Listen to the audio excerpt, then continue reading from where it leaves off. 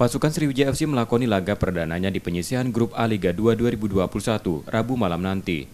Di laga itu pasukan Nilmaizar akan menghadapi tim asal Sumatera Selatan Babel United. Pelatih SFC Nilmaizar mengingatkan anak asuhnya tetap fokus menghadapi Babel United. Kekuatan lawan sudah dipelajari pelatih Sriwijaya FC. Nilmaizar mengingatkan Nur Iskandar dan kolega untuk tidak meremehkan lawan yang dihadapi nanti. Ya, bagaimana menghadapinya? Ya tentu kita dengan kemampuan kita sendiri. Kita punya kemampuan, kita punya kompetensi, itu yang kita tuangkan.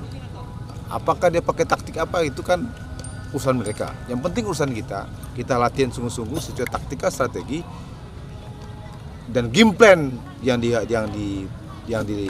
diprogramkan oleh pelatih. Sungguh-sungguh, ya mudah-mudahan.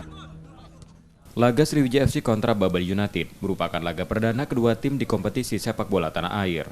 Nur Muhammad, Kompas TV, Palembang, Sumatera Selatan.